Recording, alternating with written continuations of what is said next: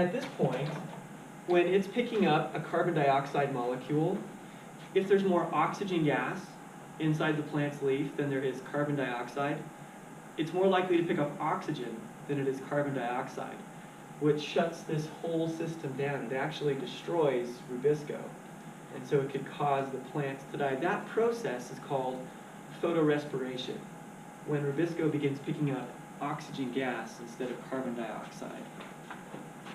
So we need to talk about a couple of adaptations in plants that help mitigate the problems associated with photorespiration. Okay, so far does photorespiration make sense? It's Rubisco picking up oxygen instead of carbon dioxide. The first one is in a series of plants called C4 plants. And what C4 plants have is a novel adaptation. It's a structural adaptation that's very different than the rest of the plant kingdom. And they have a series of cells in a tissue called bundle sheath cells. And forgive me. I lost my markers. Bundle sheath cells look something like this. Now, this is a diagram of what a normal plant cell, or excuse me, plant leaf looks like. It has an epidermal layer, and on top of that epidermis it has some cuticle, right, a waxy cuticle. And then down here it has some really spongy tissue called mesophyll. Now mesophyll actually occurs in two layers. One is called palisade parenchyma that you don't need to know, and another is called spongy mesophyll. And it's open and spongy like that to really facilitate gas exchange. C4 plants lack that. They don't have that sponginess at all. Instead, what they have is, and do you guys know what veins are in the leaf? You guys, I'm sure have seen veins, right? Right around the veins, they have those bundle sheath cells. And so if this is a vein within a plant, they have a large series of cells that completely go around it, like so. Kind of looks like wedges of an orange.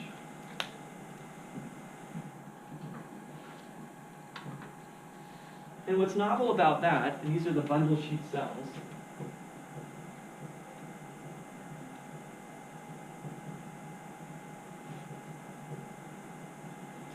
what's novel about that is the plants have compartmentalized all of the dark reactions inside the bundle sheath cells. And bundle sheath cells are impervious to oxygen. Oxygen can't get into them at all. But neither can carbon dioxide. So we need to have a second adaptation. Photosynthesis still occurs in mesophyll cells. So this is mesophyll.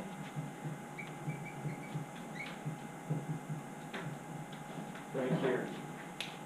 So this is where the light reactions all occur, right? So all this stuff is happening in here.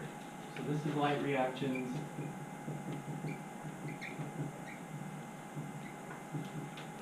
And then down here is dark reactions. And that happens because ATP and NADPH are brought from the mesophyll cells down into the bundle sheath cells. And there is another enzyme that occurs within the bundle sheath cells called pyruvate.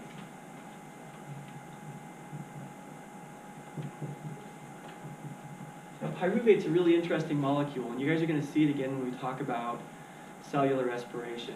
But what pyruvate does is it leaves the bundle sheath cells and comes up here and it picks up carbon dioxide, and it carries carbon dioxide back down into the bundle sheath cells. So we add a CO2, and then we're going to bring it back down in here, like this. So pyruvate is like a taxi that just goes up, picks up carbon dioxide, and brings it back down. And it's just shuttling carbon dioxide down into the bundle sheath cells, where the dark reactions are occurring. Because it's selective for carbon dioxide, it's more sensitive to carbon dioxide than it is to oxygen. There's always a higher concentration of CO2 here than oxygen, which means that the dark reactions will only be fixing carbon dioxide and never oxygen gas. So that's C4 plants, two novel adaptations. The first of which is bundle sheet cells, the second of which is that pyruvate enzyme that selectively picks up carbon dioxide and brings it back down into the bundle sheet cells. Okay? Which is awesome because even in the absence of gas exchange, we can still have some successful dark reactions occurring. Yep? So what kind of plants are C4? Good question. So C4 plants are things like grasses, things like pineapples. They're a really good example of a C4 plant. Things that typically live in arid, kind of dry, hot sort of environments are commonly C4. Not cactuses. Cactuses are the next group of plants that we'll talk about in just a minute. Yeah? So, the C4 does have mesophyll, but it's where? Like, where would it be? Would So it still it's- be in the same spot? As Yeah, it would be, but it wouldn't be like spongy like this. It's all tightly packed. Oh, Yeah. Yep. So for that Pyruvate? that's like a completely like own thing, right? Like it's not connected to like the. I mean, I know like it goes into like the dark reaction and the light reaction, but like it's its own. It is its own thing. Okay. It's just a 6-carbon molecule that picks up a carbon dioxide inside the mesophyll and brings it back to the bundle sheet cells. Yeah, it's a reaction that's aside from both the light and the dark reactions. All right, you guys okay with that idea? All right. So the next one is a group of plants called the cam plants. And these are like succulent type plants, so cactuses, jade plants, aloe vera, things like that. They go through cam photosynthesis. Now what's interesting about succulents is, and this is one of the reasons that they grow so slowly, is they only open up their stomata at night when heat pressure and evaporative pressures are at their lowest. So it only goes through gas exchange at night. But it has a series of organic acids that it's able to take those carbon dioxides and attach them to. So basically what it does at night is it stores up a whole bunch of carbon dioxide. So when it starts getting warm and it shuts its stomata, there's a supply of carbon dioxide attached to these organic acids inside the plant tissues. And that's why they're so thick and slimy.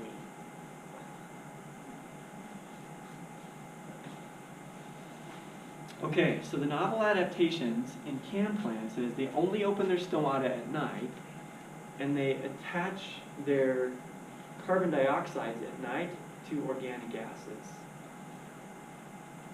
Can you repeat that, please? You betcha. The two adaptations for cam plants are they only open their stomata at night,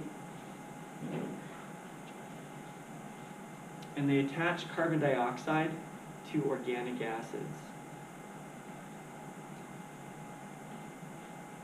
Attached.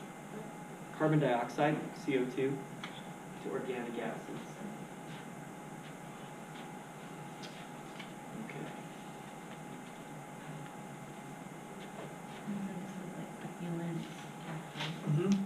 Yep.